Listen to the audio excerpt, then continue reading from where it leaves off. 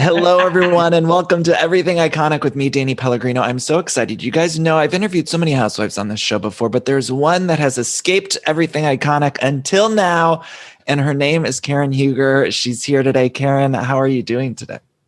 I am fantastic now that I'm with you, Danny.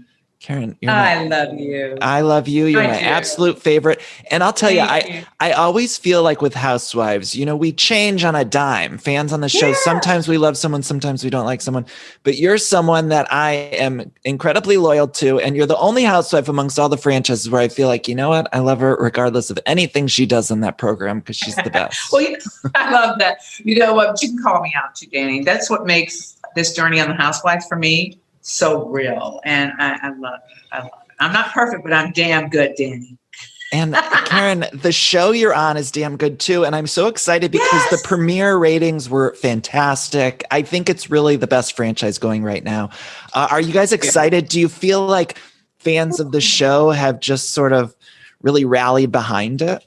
The fans have really rallied behind us. They've been with us through this entire journey. They've been calling out everyone saying, look, if you're sleeping on Potomac, wake up, honey, wake up, because they are it. And, I'm grateful for this love and affection and support that the fans have given us over 6 years, 6 seasons. Yeah. And are you amazed that, or maybe you can answer, why do you think that your franchise in particular has had the least amount of turnover? So many OGs are still with the show. Why do you think that is? We are a unique brand in that we truly are everyday walk of life housewives. Really, we are. If you look at the OGs, even I'll give Gizelle her props. She was a wife. And we all, raise our children in this community. So there is a real connection right from the jump. And that to me is success for a housewife brand. And RHOP had that, still has that. Yeah. And all of you are very open about your relationships, not only with each other, but in your personal relationships. You and Ray have been so wonderfully open on the show.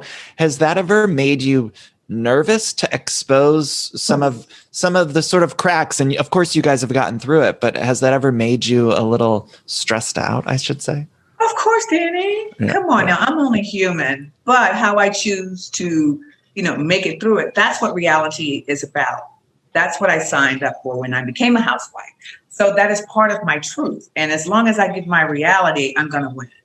Good, bad, or indifferent. There are going to be ups and downs, but that's what makes this work for Ray and I on the reality platform.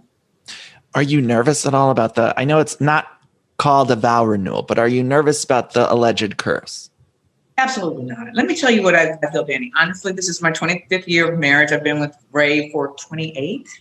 I'll say this. If it's going to fail, it's going to fail anyway. So, honey, I am not skipping my vow renewal at 25.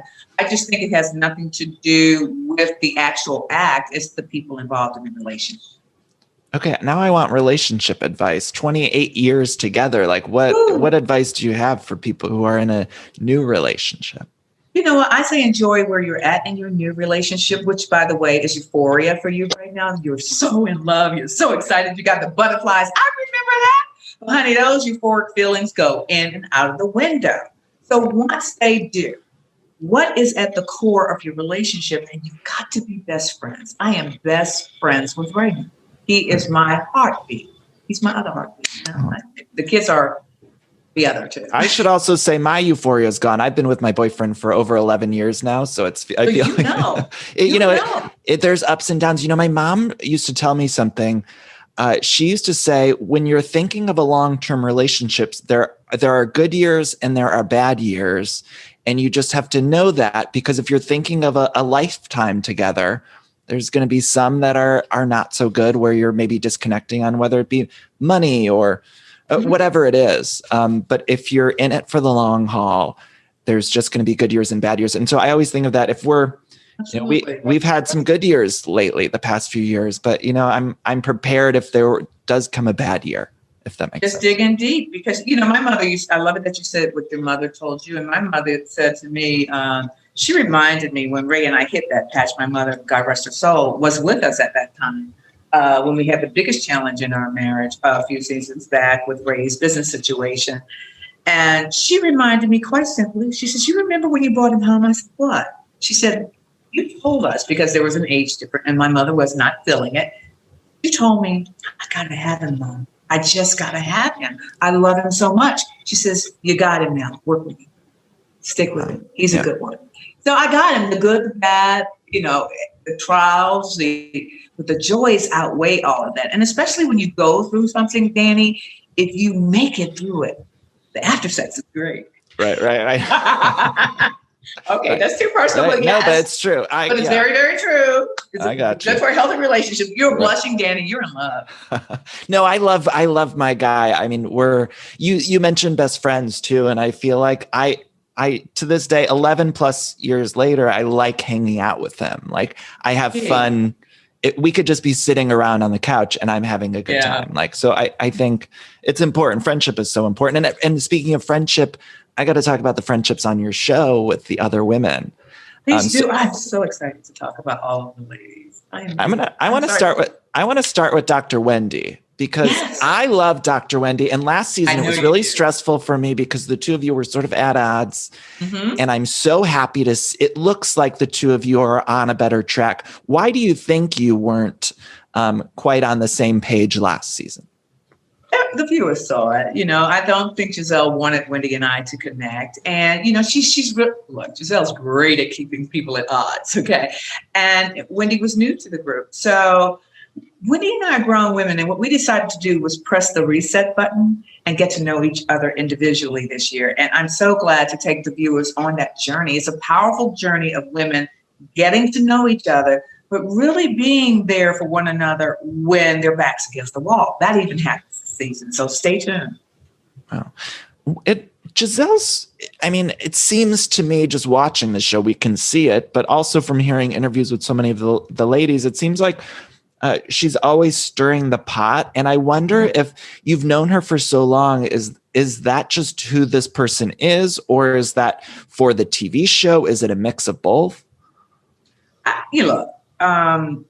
I've known Gizelle for over a decade, and I have to say, in my opinion, it's a mixture of both.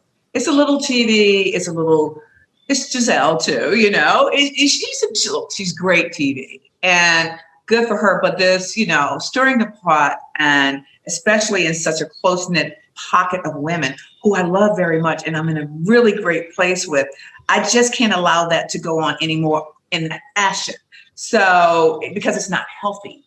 There are other ways and you have to ask yourself, Danny, why does one stir the pot? It's called deflection. Normally you don't want people looking at you personally. And I feel Gizelle stirs the pot. So we really don't get to know Gizelle. She'd rather focus on moi or anyone else, And I get that, but she's damn good TV. And I don't mind going toe to toe. The two of you have the best frenemy relationship on television. It's just so good. And I never want it to end.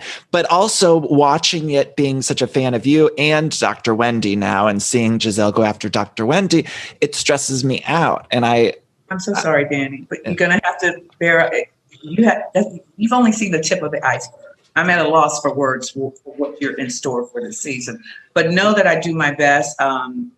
As the mature one in the group, to empower the women, to help Gizelle.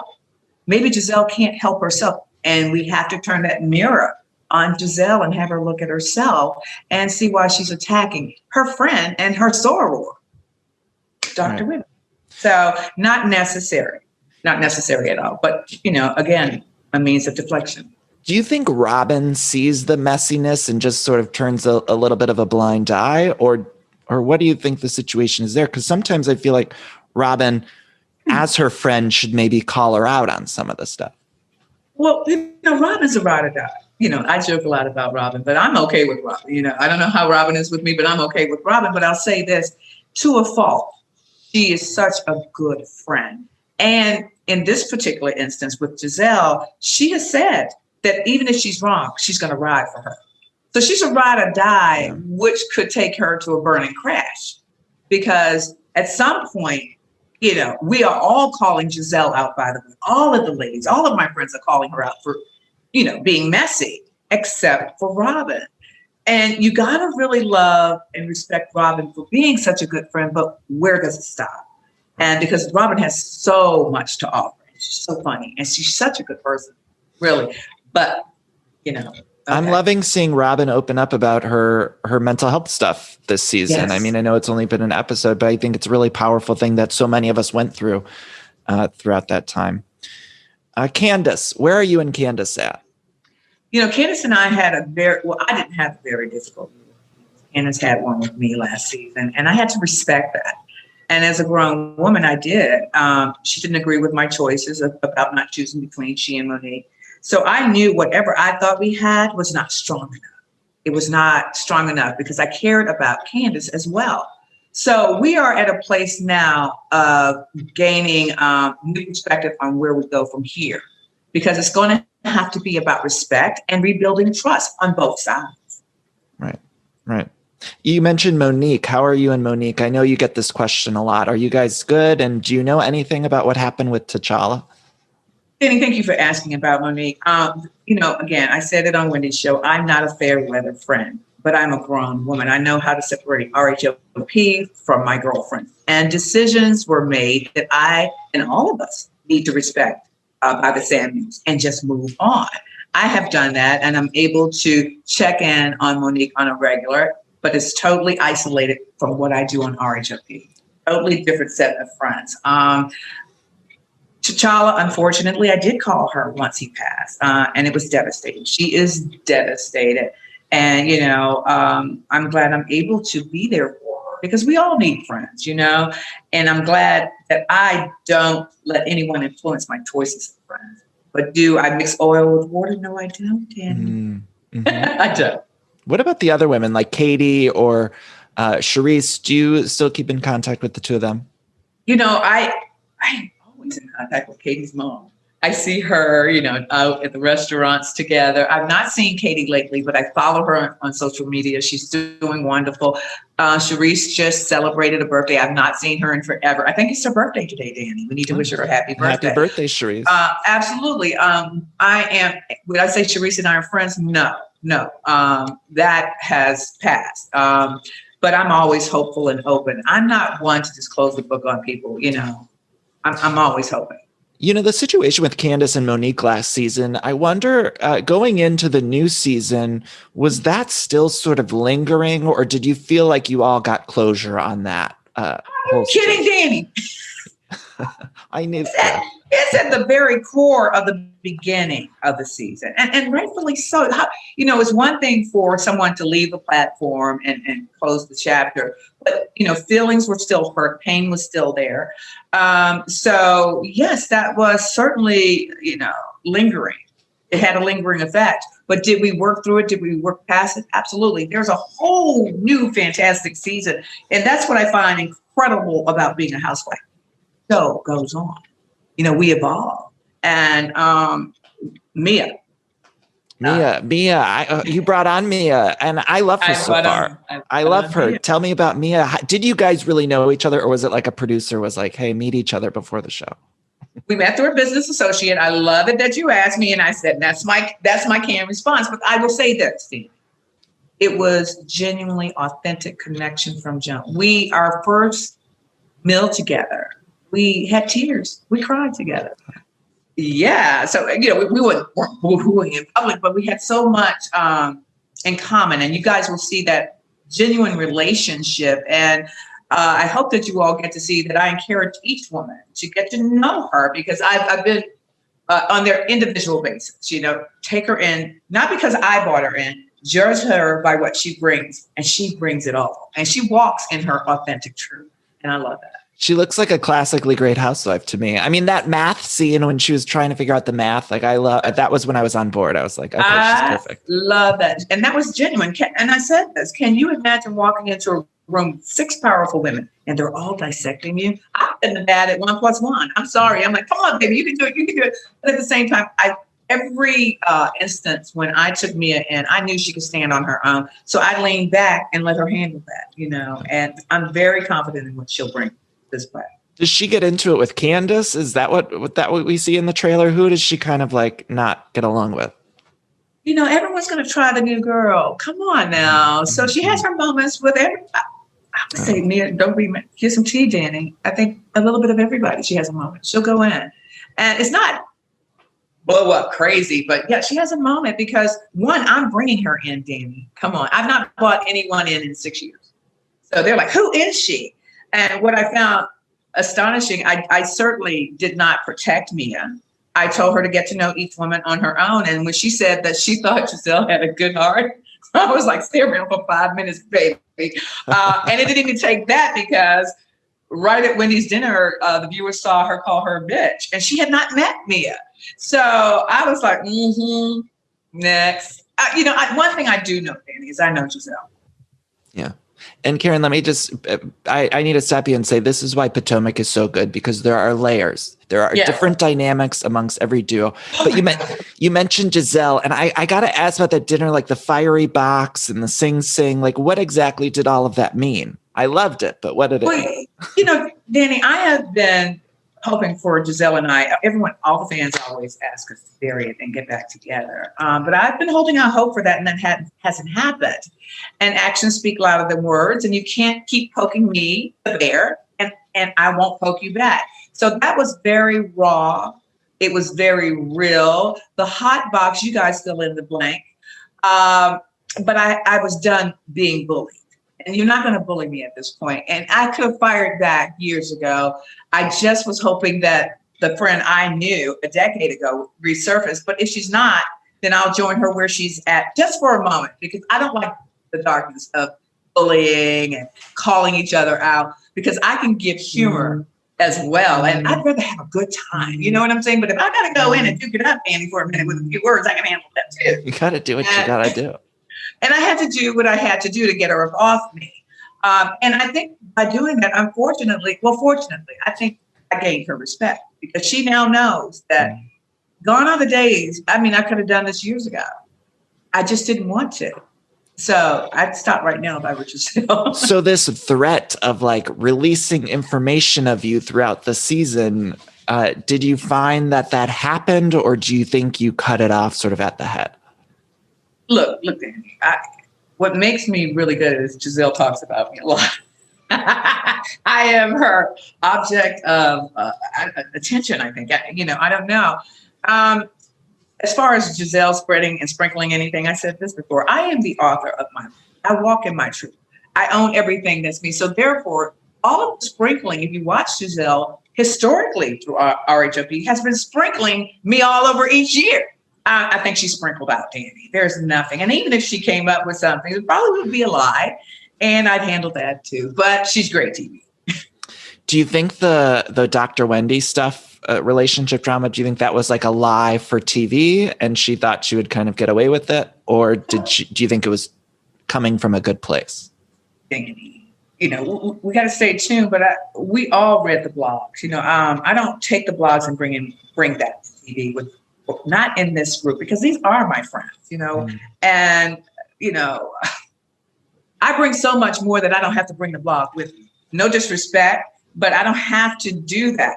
And I think it was an act of desperation to bring this storyline, which had been in the blogs. It's not authentic. It's not genuine. It belongs to the blogs.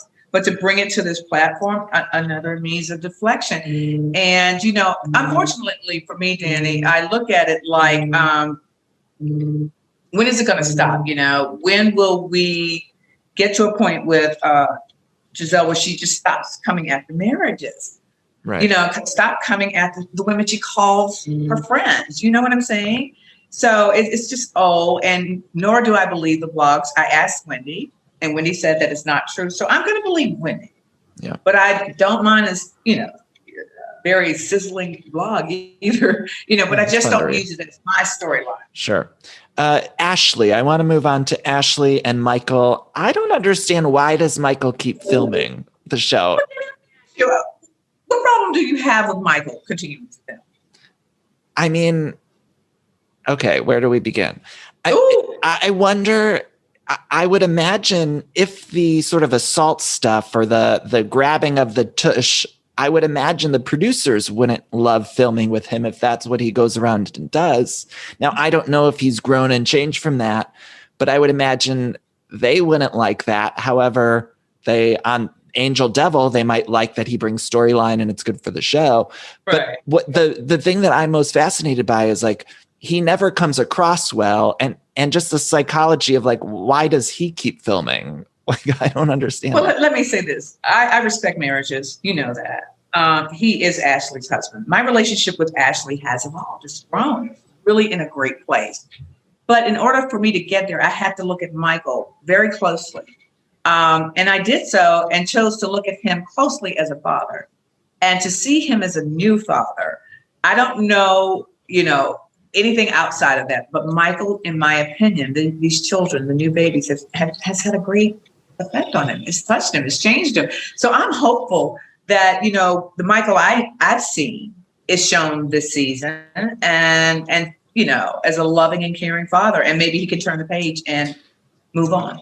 And so do you think the two of them, they're in it for the long haul? I would like to say Ashley certainly is in it for the long haul. I have never had a conversation with Michael, but I don't believe that he's not, or he could have been gone a long time ago. They're both in it together. They have a family, and I respect the family unit. And so I am just going to hang in the corner and be a support to Ashley, my friend, and wish her well. Tell me about Macy Gray. I got to ask about your relationship with her. How did you guys meet? We love Macy Gray. How did that all come about? Well, Matt introduced Macy Gray and I. Didn't I just pop my lips? I love it. I met her through Matt, and we just kicked it off. We had a connection, and we have been friends now, going on almost 3.5, 4 years. And I just love her. And it's a very genuine relationship. And you will see, I'll give you a teaser. Okay. You'll see Macy. Oh, good. I want to see her. I'm excited. Yeah. Hopefully you'll see her. I'm not the editor, but yeah. She was there in the background. Karen, one of my favorite Karen Huger moments is when you were on Watch What Happens Live and you said that Gizelle's signature was her bad style.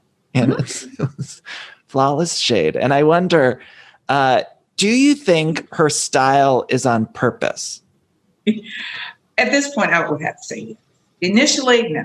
But she'd be a fool not to brand herself off of being a bad. But look at it. Then I look at it this way. They call me the Grand Dame, right?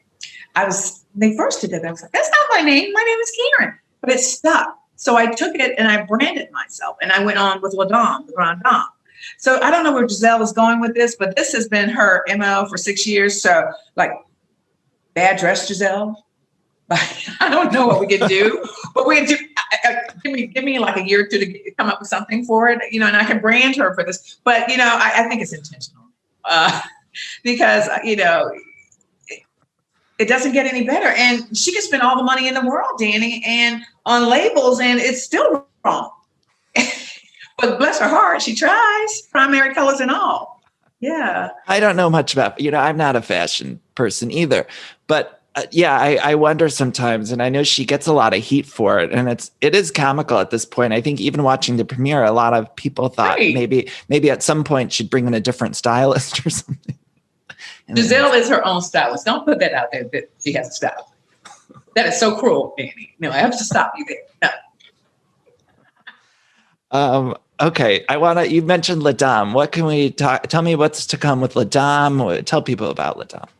I'm so excited about La Dame. One, we still have the fragrance. Thank God through the pandemic, we were able to stay in business. We know a lot of, small businesses did not. And we're expanding in the fragrance industry. It smells really good, Danny. I can't wait to get you a sample. I know. I need to get some. Some. Well, I think you'll like, I had I guess my male fans called out to me and they're like, what are you going to do for us? And so this I did it's like a unisex thing in the fragrance industry, which women can buy and enjoy and men can buy and enjoy. Yeah. Michelle Pfeiffer has a unisex fragrance that smells fantastic. I think now sort of the lines are, the lines are different now. And so I think people, male, female. Unisex. Let me be very clear. It's not a unisex fragrance, Danny. It's a unisex product, which will appeal to either men or women. Right. Karen, I got some questions from the Everything Iconic Patreon, but before I do, I ask every one of my guests these two silly questions. Your favorite Mariah Carey song, and if you were choosing for People Magazine's Sexiest Man Alive, who would you choose? You can't choose Ray. I can't? No, it's a rule. I mean, we know Ray's sexy, but we can't choose. It's got to be like an actor. Hands down is Brad Pitt for me. I love Brad Pitt, especially from the younger movies. OMG. Okay. Yeah. As far as Mariah Carey's song, Shake It Off. Shake It Off. A classic. When the girls come, I shake it off. Oh my God. Okay, so I'm going to get to some of these questions real quick. I know I don't have you for long. Ravi Menglani, I hope I'm saying that name right, wants to know, what advice would you give season 1, Karen? Bet it. They'll see the whole you eventually. Don't give up. I mean, I was etiquette queen the first season and in a box, and now you see the whole picture 6 years later, 5 years later. Right. Maggie Schultz said, Karen, I think you do the best job of calling out toxic males and their behavior on the show. Do you make a conscious effort to be empowering on the show? Is that something you think about? You know, well, it's in my DNA. Everyone knows I am a survivor of rape.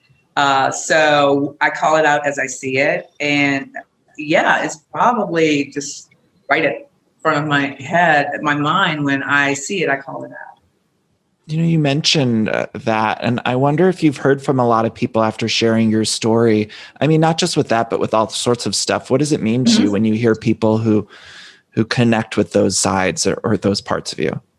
It's very empowering. I when I got on this platform, I said, my mother told me to keep my hands open. Don't worry about what someone's going to take away from it. Just be concerned what they may put into your hands. And by sharing my story, I've helped a lot of women empower themselves to take their life back over. Because when you are violated on that level, it is not your fault.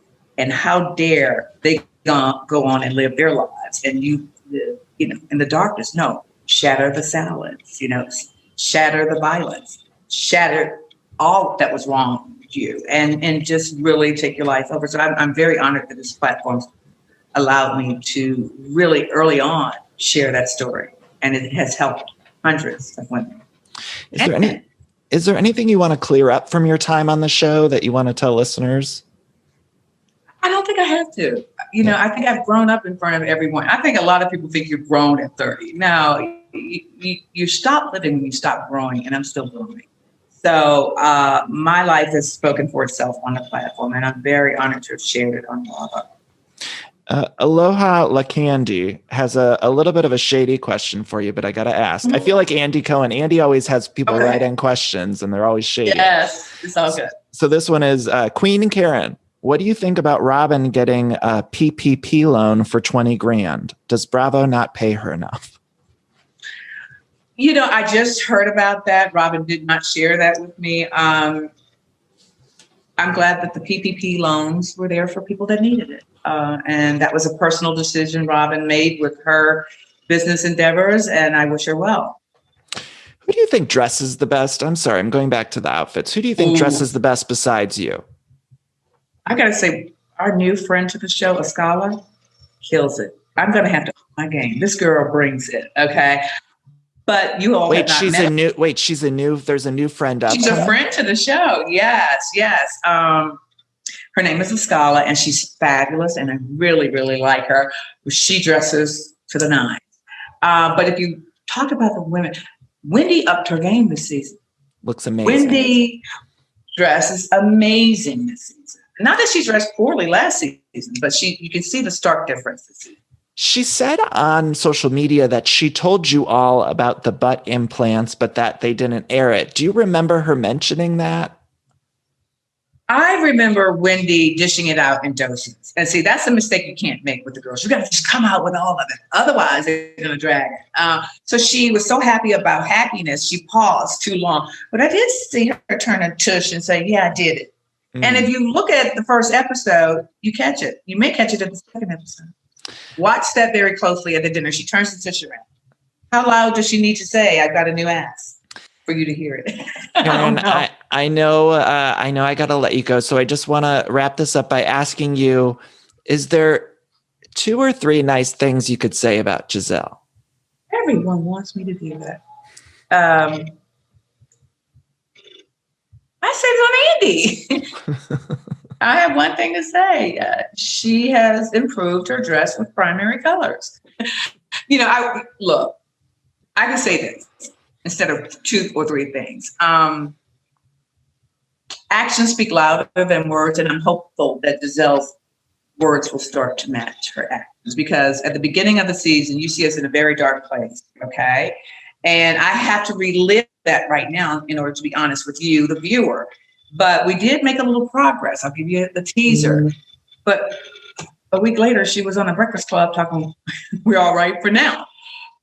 So I just hope that her actions start to match her words with all of us in this friendship, not just me. Karen, I love you so much. I want to encourage everyone to buy La Dame. Go follow Karen on social media. Watch The Real Housewives of Potomac on Sunday nights. And honestly, people are all watching it now. The ratings are through the roof. But if you're not watching it, you need to tune in because it's the best, and go binge. Karen, thank you. Send my love to Ray. And hopefully we'll get to meet in person one of these days. We will. Yes. Maybe BravoCon. BravoCon. Oh, it's a date. All right. I'll see you, Karen. Thank you so much.